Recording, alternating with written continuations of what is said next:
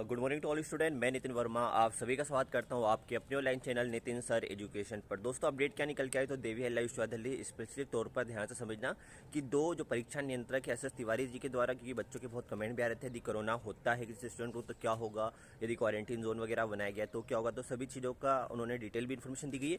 और दोस्तों मैं इसमें क्लियर करना चाहता हूँ, देखो पहले तो कोविड की संक्रमण की स्थिति यदि आज की बात की जाए तो इंदौर में 1890 केस निकल के आए। इसी तरह यदि प्रेजेंट में इंदौर की सिचुएशन देखी जाए तो 10,313 केस एट प्रेजेंट है और जो संक्रमण रेट है दोस्तों वो 17.03 हो चुकी है। अब इस चीज़ को लेकर के ध्यान रखना, एस तिवारी जी के द्वारा क्या कहना है। पहली चीज़ तो उन्होंने कहा गया है कि ध्यान रखना सेंटरों पर पेपर पहुंच चुके गए, एडमिट कार्ड तो जारी कर दिए गए थे। तो उन्होंने कहा क्या है, झाबुआ अलीराजपुर की बात की जाए, फिर बात की जाए आपकी तो खंडवा खरगोन, तो इस तरह उन्होंने कहा गया है कि बहुत सारे सेंटरों पे हमने पेपर भेज दिए और एग्जामिनेशन की प्रक्रिया हमारी तरफ से पूर्ण है। पर उन्होंने ये भी कहा है कि यदि हाईकोर्ट से यदि फैसला आता है तो हम डेफिनेटली उसको मानेंगे। तो इंदौर खंडपीठ में वैसे ही याचिका है और आज उसकी सुनवाई भी, तो जो भी फैसला होगा निकल के आएगा बताने का प्रयास करूंगा। पर ध्यान रखना उन्होंने कहा कि यदि आप परीक्षा आगे बढ़ते हैं, उन्होंने कहा कि हमें उच्च शिक्षा विभाग और बात किया है तो कोर्ट की जो भी डिसीजन रहेगा मान्य रहेगा, पर यदि आप परीक्षा आगे बढ़ते तो कहीं ना कहीं मुसीबतें बढ़ेगी विश्वविद्यालय की तरफ से। और यदि दो चीज़ें स्टूडेंट के कमेंट आ रहे थे कि सर पहली चीज़ कि यदि कोई बच्चा का एग्जाम सेंटर ऐसी जगह पर है जहां पर बात की जाए कंटेनमेंट जोन बनाए गए, अभी तो अधिकांश जगह पर कंटेनमेंट जोन नहीं है, पर यदि है तो एस तिवारी जो परीक्षा नियंत्रक है उनके द्वारा कहा गया है कि आप उनके नियरेस्ट परीक्षा केंद्र पर परीक्षा दे सकते हो। वहाँ से जो आपके पेपर वगैरह जो रहेंगे वो आगे जो आपके मेन केंद्र सेंटर वगैरह है वहाँ पर जाँच के लिए भेज दिए जाएंगे, तो आप दे सकते हो, वहाँ जाने की जरूरत नहीं है।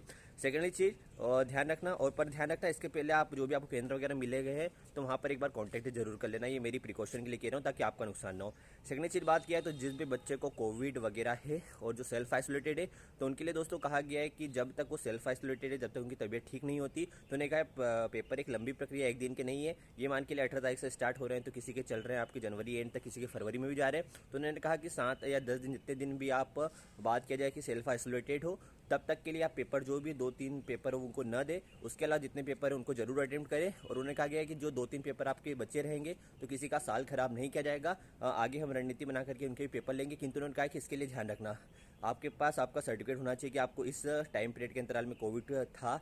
सेकेंडली बात किया तो आपके पास रिपोर्ट वगैरह प्रॉपर होनी चाहिए, जिस भी हॉस्पिटल में आप एडमिट हो वहाँ के चार्ज और डिस्चार्ज की डेट वगैरह पूरी इन्फॉर्मेशन होनी चाहिए। साथ ही बात की जाए तो इन सभी डिटेल का और सभी कागजों का होना अनिवार्य, तभी आपको पेपर दिया जाएगा। ऐसा नहीं कि आपने कोविड का बहाना बना लिया और पेपर बाद में देंगे, नहीं, उसके लिए पूरा डिटेल होना चाहिए। तो ध्यान रखना, मैं स्टूडेंट को कहना चाहूँगा यदि सभी चीज़ें क्लियर है, स्वास्थ्य ठीक है तो पेपर जरूर देना। डिसीजन के ऊपर अब डिपेंड करेगा कि हाई कोर्ट का डिसीजन खंडपीठ इंदौर उससे क्या निकल के आता है, पर ये 2 ऑप्शन जरूर प्रदान किए गए। तो जैसे अपडेट आते हैं बताने का प्रयास करूँगा, पर अभी जो हाई चांसेस मेरी तरफ से नजर आ रहे हैं 18 तारीख मतलब कल के हिसाब से तैयारी कीजिए, बहुत रेयर चांसेस है ना। जो भी अपडेट होगी स्टूडेंट के पक्ष में विपक्ष में बताने का प्रयास करूँगा। टिल देन जय हिंद, जय Bharat, best of luck for your exam.